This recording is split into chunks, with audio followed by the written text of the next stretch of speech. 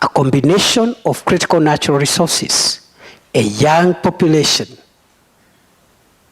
and arable land only requires one item to catalyze Africa's movement to the next frontier. And that catalyst is peace and stability. I am persuaded, therefore, that if we stabilize our region and our continent, the future of the world lies in Africa. I am persuaded that if we make our countries peaceful and stable for local and foreign investment, and for innovation, and for productivity, so that we don't waste time as Africans killing each other and destroying ourselves and our infrastructure. I am persuaded the future of the world is in this continent. And therefore,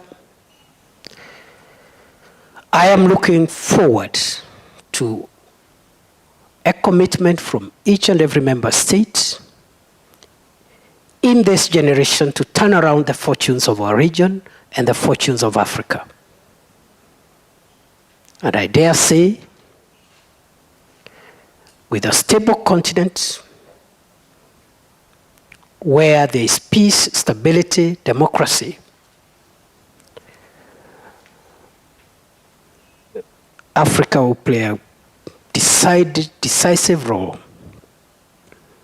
in the advances that the world is making towards the next industrial revolution. We, in this part of the world, have a challenge to find ways of comprehensively and permanently eradicating illicit trafficking in small arms and light weapons, because I am persuaded that minus the instability that small arms and light weapons are causing in our region, Africa is the next frontier for the civilization of the world. As you are aware, the participation of Africa in the first, second, third, fourth industrial revolutions has been minimal.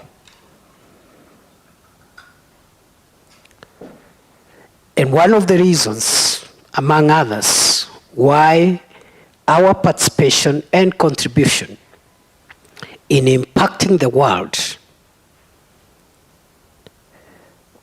in the first 4 industrial revolutions, one of the main causes of that situation is the problem of conflict, violence, and instability, whose main fuel is small arms and light weapons in the hands of criminals and other unauthorized organizations and persons.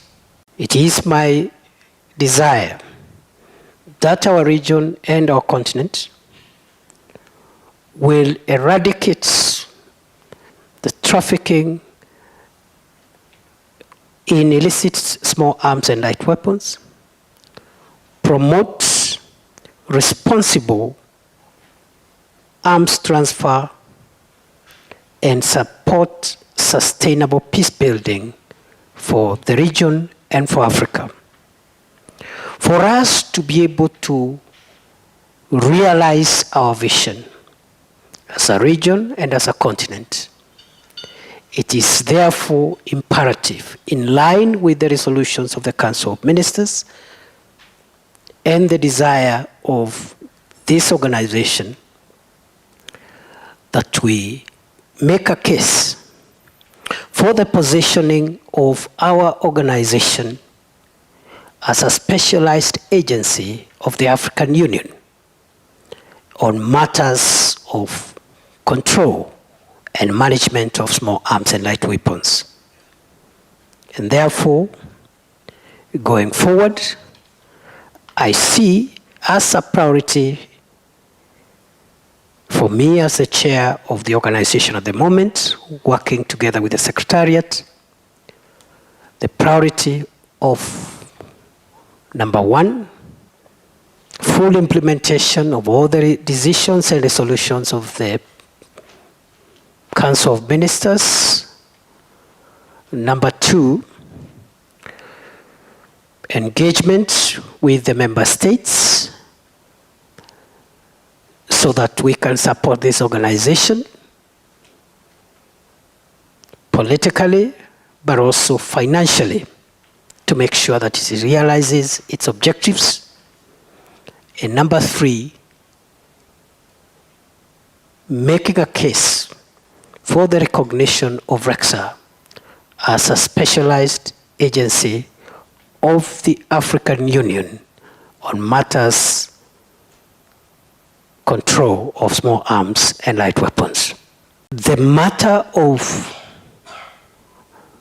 the negative and debilitating effects of small arms and light weapons in our region is as urgent and is as a priority as it was during the formation of RECSA. As you're aware, illicit trafficking in small arms and light weapons continue